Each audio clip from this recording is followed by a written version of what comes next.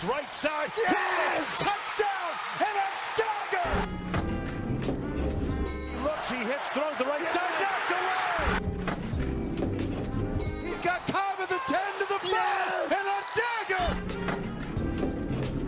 Hello everyone and welcome to another episode of the Today in Titletown Packers podcast. My name is Griffin. You can follow me on Instagram at AllDayPackers, and I'm joined as always by my good friend Bron, who you can follow on Instagram at Lambo.Leapers, and we are finally coming back to you with another podcast after the Packers have won a playoff game. First of all, the Packers are in the playoffs, and they just beat the Dallas Cowboys in Dallas.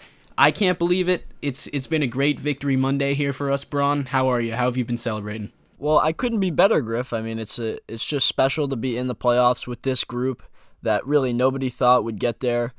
It's a great feeling. I love being a part of just being a fan at this time. Like I said, with these guys, with all these guys that we're just learning to love, and no pun intended, learning to love and just excited to watch grow right in front of our eyes. And guys like Bo Melton, who just burst onto the scene, and the rookies that we've got, the tight ends, guys we had never heard of a year ago, are the core central players of a special run that we're on. And it just feels great. So, I mean, let's just get into everything that's going on with this football team after this massive win. This was a game where no one thought the Packers had any chance. If you watched TV all week, if you paid attention to the analysts online, no one thought the Packers had any chance in this game. And quite frankly, I didn't think they had the best shot either. I was cautiously optimistic, but no one could have expected what happened, which was an utter domination of the Dallas Cowboys from the Green Bay Packers. And the scoreboard obviously looks a little closer than the game actually was, but that game, it never felt close. From the first play of the game, it felt like the Packers were better prepared and the better team on the field. It was pretty wild to see this team play that well in a playoff game. You know, like, they're just a bunch of 20-year-olds who don't know anything. They don't even know what they're doing out there. Most of these guys have never played in the playoffs. There's only a few guys remaining on the Packers who were with us in 2021, the last time we made the playoffs. It's mostly just a bunch of first and second year players, especially on offense, and they looked loose. They looked like they had nothing to lose. And Dallas, on the other hand, they looked extremely shaky, and it looked like they could sense the pressure that was on them. But that was really the biggest difference in the game to me, especially in the first half, where the Packers were up 27-0 and couldn't do anything wrong, and the Cowboys couldn't get anything going. The big difference between these two teams, I feel like, is the fact that there's a lot of egos in the Dallas Cowboys organization, whether it be, obviously, Jerry Jones, or, you know, you look across that roster, they've got a lot of guys that talk a lot, like Micah Parsons, and then even their fans as well, the way that they go and operate every season thinking that they are going to be something that they never are. And we look at what we have in Green Bay, and it's guys playing selflessly for each other. The way that Jordan Love operates is anytime somebody asks him a question, he talks about other guys on the football team, never talks about himself or what he does. And he's as special as it gets at this point. So, I mean, that's just the selfless nature of this football team, I think, is what separates us from the Cowboys, and that's why the margin was so big in this game. And just the way that the team coaches and the way that we play, and then I think just the fans in general, there's a different cultural aspect of this organization that Dallas doesn't have, and really no other team in the NFL has, and that's what makes us so special. So I think that really shined through in this game, and that's why I feel like we have the potential to go the distance. I think you made a great point, and I know this is a Packers podcast, but just from a Cowboys fan perspective, I can't imagine what this is like when this happens to you every single season. And so many embarrassing moments now, embarrassing in hindsight, like Dak Prescott not wearing the NFC East Divisional Champions hat because he was looking forward to something bigger than that, you know. And then I saw a clip of him today talking about how he carries a Louis bag around because it says LV and the Super Bowl is going to be in Las Vegas, and he wants that on his mind at all times, and you lose in the Wildcard Round in that fashion, which is the same result as pretty much every Dallas Cowboys season since the 90s, you know. It's just pretty sad to think, like, if I wasn't a Packers fan, God, how do they do this to themselves every single year? And the Packers are really the total opposite of that, you know, just the young team, They all play. No Pro Bowlers. There's no Pro Bowlers. There's no star player, really. I mean, there are stars that like people know, but there's no star player who's having an All-Pro season that everyone respects. Like there's not a ton of guys that teams are necessarily afraid of. There's not a ton of guys that people have to game plan for, and they're just playing as a team. And we talk a lot about the unquantifiable stuff in football, and you really feel that in the Packers locker room. Momentum is so real, and the culture and team identity and the relationships that exist in the locker room are so important in football. And the Packers, it just seems like we haven't had a team quite like this with this kind of energy in a really long time. I think it's so fresh and so new for the older guys, and then I think it's obviously the influx of the younger guys. That combo makes it like a whole different energy, and that's nothing to disqualify everything that we've done with Aaron over the years, because it's just different. But I will certainly say that you look at just the total difference that of the energy in general is just because of the newness and just the totally different nature of the switches that we've had at these major positions, losing a lot of core guys. It's just a whole influx of new guys, and the energy is different, and it's a different youthful energy, and it's a team-led, player-led, coaching-led. Everything is in sync. So I would say, just looking at that, it's hard not to be excited about where this team can go. Even as young as they are and as inexperienced as everybody says they are, everybody thinks that, it's nice. They even, going into the playoffs, they made the playoffs. This is a great stepping stone into next season and beyond. They won this one game against the Cowboys. This is going to be great playoff experience moving forward. But it's nice that they won a game. I'm not at that point. I really feel like, we can go and beat San Francisco. We made Dak, who's played potentially like the MVP this year, at least in the NFC, he's been the best quarterback, other than, now I would say Jordan Love probably fits that description. But Dak has been really good, and we made him look really bad. And Brock Purdy is not as good. He's pretty efficient, but he's not a special talent. And if the defense can play as well as it played yesterday, and the offense continues to play well against everybody that lines up against them, I don't see why we can't beat anybody, especially if we go and beat San Francisco and then get a chance to play potentially Detroit, who we've already beaten. There's a lot of reasons why this could fall into place for us in a way that you wouldn't expect, but it's going to happen quick, and we all of a sudden might find ourselves in the NFC Championship and in the Super Bowl. I mean, that would just be, it would be insane, and I have hope for it too. So just very exciting to be able to do what we've done so far, and I like our chances to keep things rolling. There's just so many reasons why, and I'm sure we'll keep talking about it, but I love where we're headed, and I like our chances.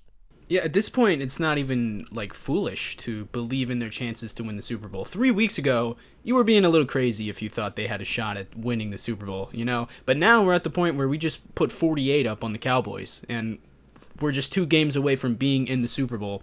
It's very possible, and it's hard to scout trends in the NFL. 1 week you think the trend is so clear, and then the next week that team looks completely different. We've seen that a bunch this season. So I'm not saying that the Packers are going to win. I'm not that confident against the 49ers. It's a 10-point game for a reason. The Niners are favored by 10. But anything can happen, man, especially this year with this team when they're playing with house money, because look, no matter what happens from here on out, it has been a successful season. It has been a season that pretty much no one saw coming, myself included. I definitely did not see anything like this coming. And you go back to October, of course no one saw this coming. It's pretty crazy what has happened in hindsight. This season was about what? It was about knowing whether Jordan Love was a franchise quarterback.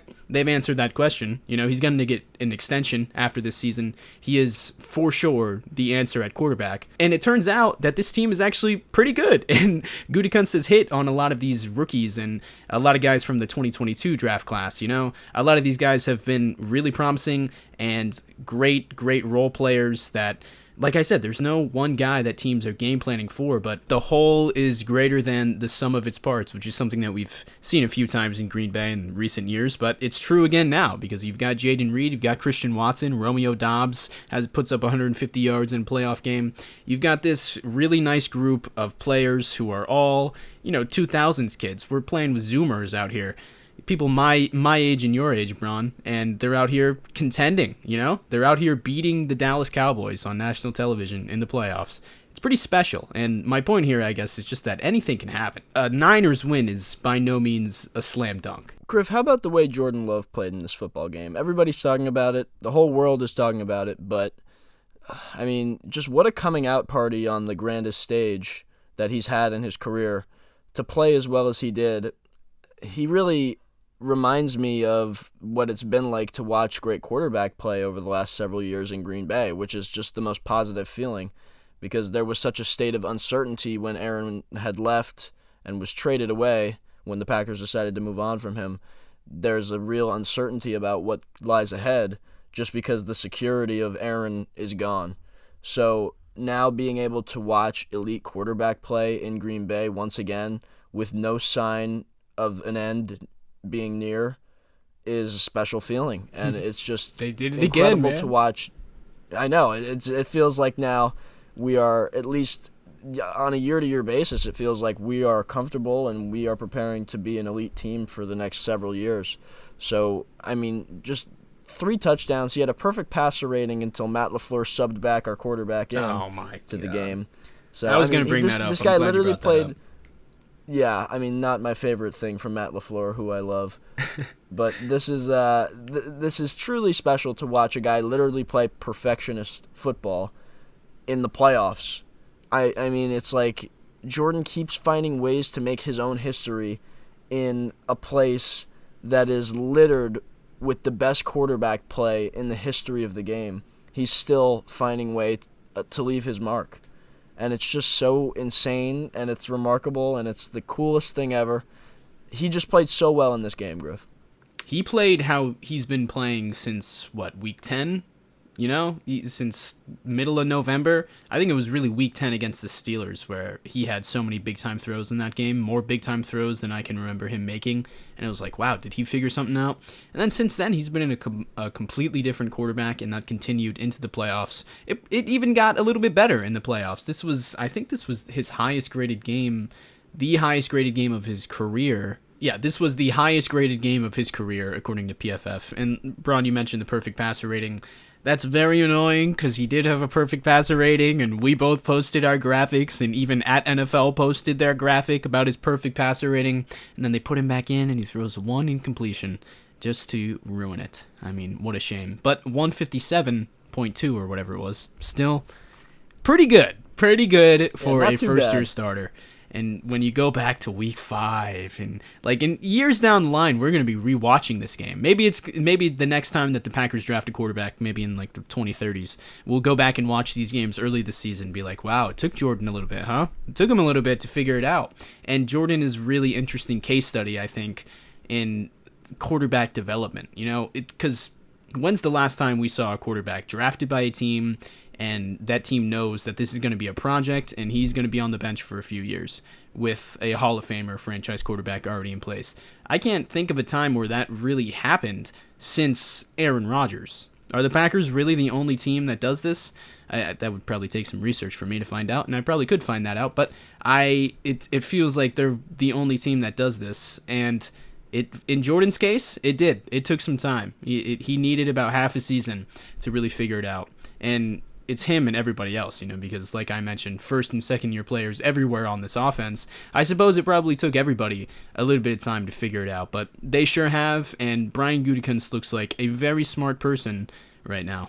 This is why I think the Bears, if they're smart, will not only draft Caleb Williams with the first overall pick, but not trade Justin Fields and start Justin Fields next season and sit the first overall pick, Caleb Williams. I think they might try that because of what Green Bay has been able to do now for the 3rd consecutive quarterback. I think there's a potential where the Bears try to actually keep both.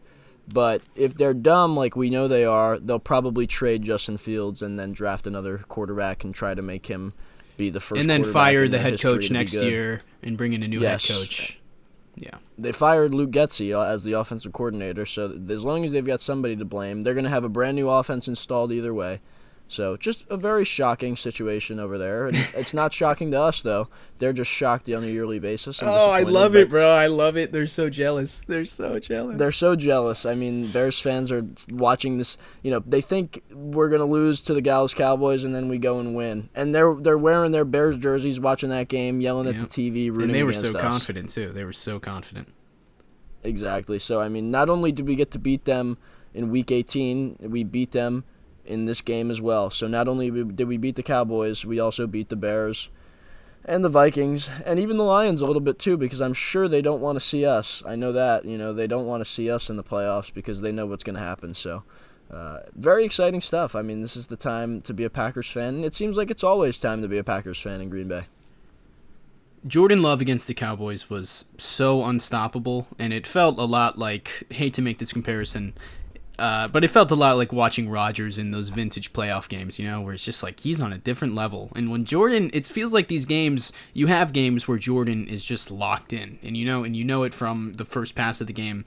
And then there's other games like the New York game and obviously games early on this season where it looks like, okay, he's not completely locked in. Against Dallas, he was completely locked in, throwing with confidence, throwing with anticipation, making the right throw every single time, only 5 incompletions all day. It was perfection from Jordan Love, and it felt like the efficiency that we expect out of a Green Bay Packers quarterback. That's why this game was so special to me, Bron. And this was, the Packers haven't won a playoff game since the 2020 season. It's been a while since they've won a playoff game, but this ranks pretty high up there in terms of my favorite playoff games ever. That touchdown to Dontavian Wicks from Jordan Love, where it's cover 0, they're sending everybody, he's changing the play at the line of scrimmage, runs the shot clock down to 2 seconds, hikes the ball, fade away, Michael Jordan jump shot, and Dontavian Wicks catches it. Beautiful play. I jumped up and down screaming, man. I felt like a little kid watching that. It felt like that's one of my favorite plays that I've seen in a long time. Griff, that's when I knew this was a special game, because it's 14-0 before that, and as that ball's fluttering in the air, I'm just so confident. I'm like, well, Jordan wouldn't throw it if it wasn't open and it wasn't going to be a touchdown. I know. Of course, how have we gotten to this point? Now that's the confidence that I have in him at this point. Right, yeah. And then, of course, it is a touchdown, and it was just like, wow, this is a blowout. Like, we went up 3 scores on the 2-seed Cowboys, who, they've been one of the top teams all year. They just beat the Lions. I mean, there's a lot that is to be said and should be said about what we just did. We just beat the Dallas Cowboys, who were favored to potentially go to the Super Bowl if it wasn't going to be San Francisco, right?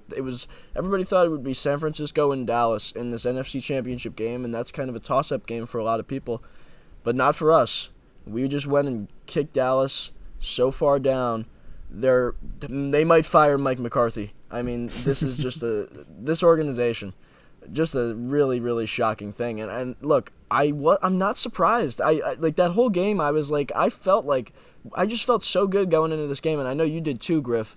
I just felt like we were gonna win this game. I was gonna be more surprised if we didn't come out and play well, and we played exactly how I thought, and Dallas just didn't show up. I don't think we played any especially better than we were supposed to, or I just think Dallas we really deflated them quickly, and they just couldn't keep up with our pace offensively and our scoring ability. And I think just the way that the defense really shut them down. Jair with the pick, Darnell with the death blow, pick 6, and the pressure wasn't as well there as I would have hoped. But I mean, we really did a great job in the secondary to just diminish everything they were doing. And I think Jair, being the star that he is, showing up when it matters most in the playoffs, he not only got that pick, but they just, there was nothing coming his way all game, and when it did, it wasn't happening. So Carrington Valentine as well, everybody did a great job. The safeties, it was a big-time performance, great defensive calling from Joe Barry, the defense has stepped up in a massive way. So everything is aligning for us to keep going and play well. So until proven otherwise, we're going to be in contention. We're going to be going at this thing against anybody, whoever it takes, and I feel good about our chances against anybody right now. The problem for Dallas was just that it all fell apart so quickly, Like, they didn't even have a chance to even open their eyes before they were down 20-0. The Packers, they went touchdown, and then their second drive they punted, and then they went touchdown, touchdown, touchdown, touchdown, and another touchdown after that. And the Cowboys they weren't able to keep up with that, And that is the type of efficiency, like I said, that we're used to seeing from a Green Bay quarterback, and that's the type of Matt LaFleur offense we're used to seeing. I loved it. I loved everything. Matt LaFleur pretty much took Micah Parsons out of the game completely with the bootlegs, with the play-action game, and with the success that the run game was having. The run game, Aaron Jones, once again, running all over the Dallas Cowboys. He's played them 4 times, and 4 times now he has dominated against them. He has a 3-touchdown day. The run game looks so much better than it did in November and October when they couldn't block anybody. They couldn't block anything. And now they're not like complete road graders. Aaron Jones' elusiveness helps a lot in the run game. But they're blocking so much better now. And the amount of missed blocks are way down from where they used to be. Everyone's been growing on this team, including the offensive linemen and the run blocking and the run game in general.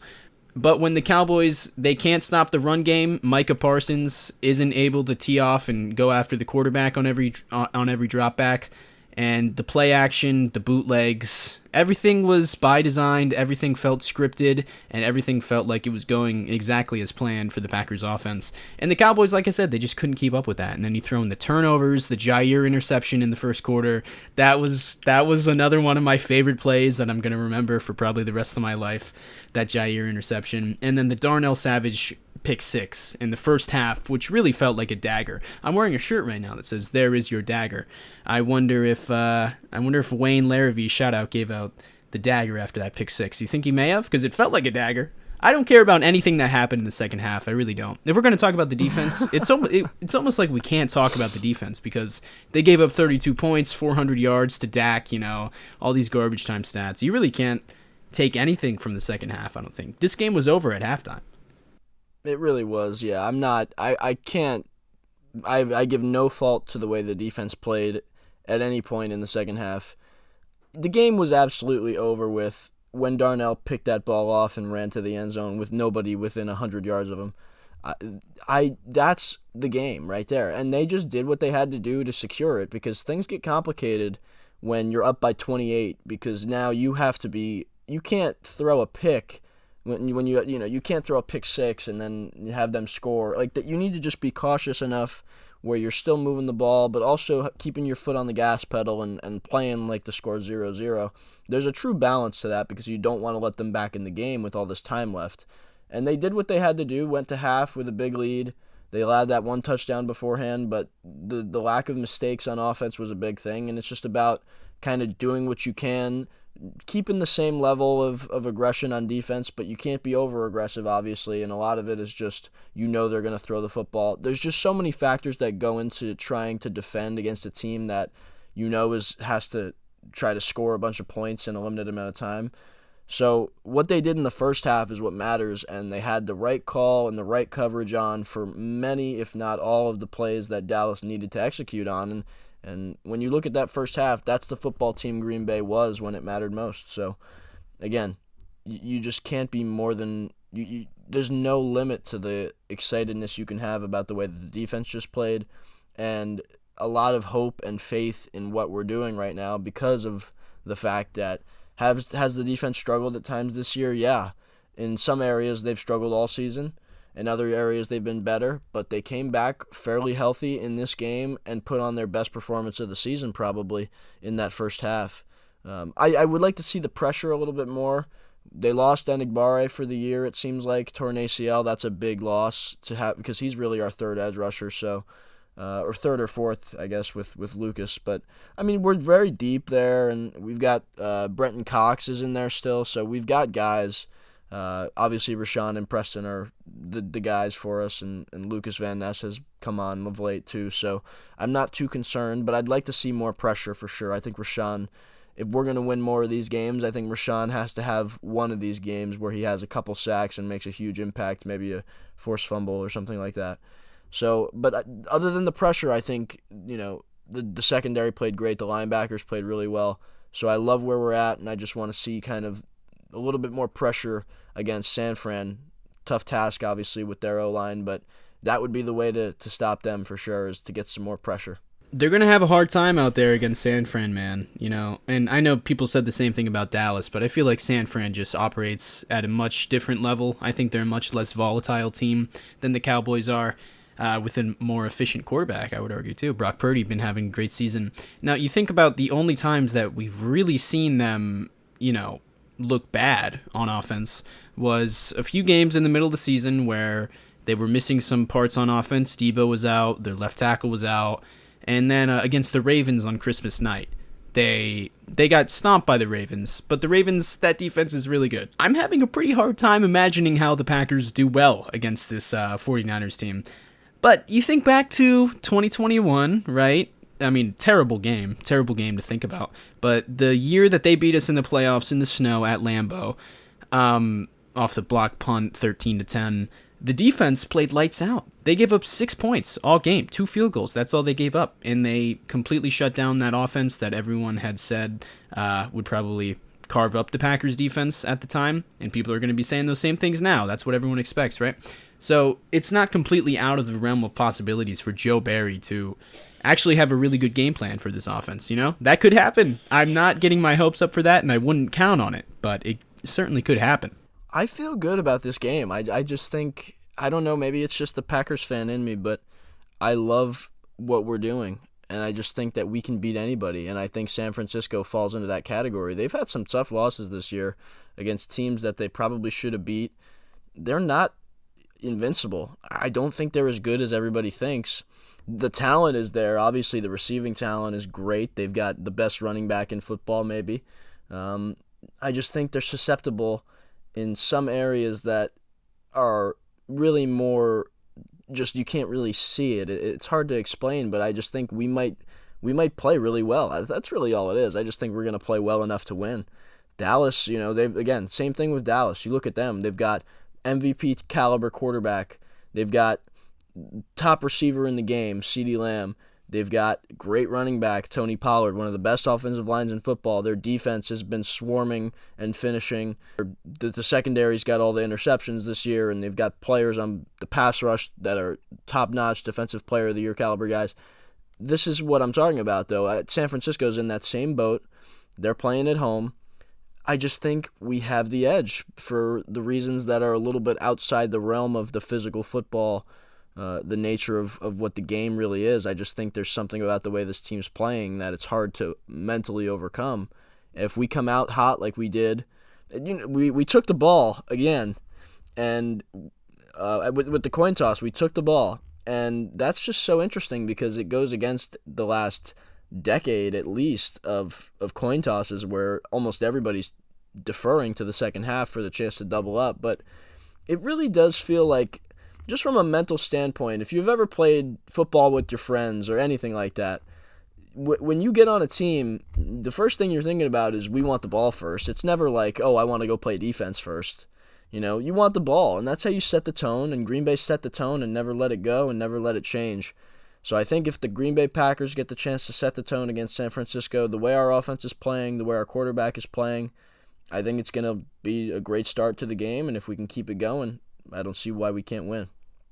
Yeah, I think that's always been the argument for in support of electing to receive the opening kickoff, right? It's because you get to set the tone, you get the first swing at momentum, and once you win the momentum battle early on, a lot of the times the other team never really has a chance to grab it from you. And as we saw with the Cowboys yesterday, that's exactly what happened. So it'll be interesting to see if they continue to do that. I like the mindset though. That's very all gas, no brakes of LaFleur, which is strange that it's strange for so long he was electing to defer. But I think that was also kind of a Rodgers thing. But yeah, this game Saturday night, man, Saturday night on Fox, huh? Tough that it's on Saturday night for us. I think it's going to be. Obviously playing on Sunday and then having to play on Saturday. Yeah, I have bad memories of Saturday night playoff games because we lost to the 49ers in the game I was just talking about. That was a Saturday night game. The Larry Fitzgerald Cardinals game, the Jeff Janis Hail Mary, that was a Saturday night. I struggle with those. Not a whole lot of good memories there. Well, I mean, we've also had these chances where we're the number one seed and we're off for an entire week and then we come back on a Saturday and lose, or we come back on a Sunday and lose. I mean, and then I remember at those times wanting the games to be on Saturday so the other team would have less time to prepare. That's now we're in a different boat where we just played, and San Francisco's been on 2 weeks rest or whatever it is. So all I know is that the only thing we can control is how we come out and start, and then how we finish, really, because San Francisco is going to be healthy. They've been waiting. They probably think they've got this one in the bag, because not only are they playing the team that they always beat in the playoffs, but they're playing that team without the big bad wolf that's been there for several years, and it's a rookie quarterback, and they're going to pressure him and make him turn the ball over. But Jordan handles the pressure like a pro. He plays like so cool, calm, and collected. I mean, there's just, again, very reminiscent of what it means to be a quarterback in Green Bay. He carries himself just the way you want the quarterback in Green Bay to carry himself. He just has this swagger, this cool, calm, and collected just nature about him that affects the whole entire way the team operates. And I think it affects, the way the fans at home probably watch the game, because for me, I see him so cool and unpressured and unfazed, and it makes me more confident in him and in the chance for us to win. And I think that spreads not only, like I said, to the players, but to the fans. So, and that's why I feel great about anybody we play. He just looks the part, and he's playing the part as well. So I like the way we're going to be coming out of this and looking good, looking for a chance to win, and I think we've got a great chance. I do too. There's a chance that the 49ers might dance all over us, but I think the Packers have a pretty good chance. I do. I like Packers plus 10, let's just say. I don't think it'll be a 10-point game. 10. The spread being 10 is insane. Well, yeah. The 49ers are pretty good. Yeah, they're pretty good, but I think we are too, as you know. Yeah, that team from Green Bay is also pretty good, as we've seen. Yeah, that team in little old Green Bay might have something to say about that 10-point spread. Can't wait, man. That'll just be ridiculous if we're able to beat the 49ers in the playoffs as soon as Rodgers leaves. Wow. It would they be really something. think they're going to probably blow our doors away, but I think we're going to have a great chance to hang in there and see what happens.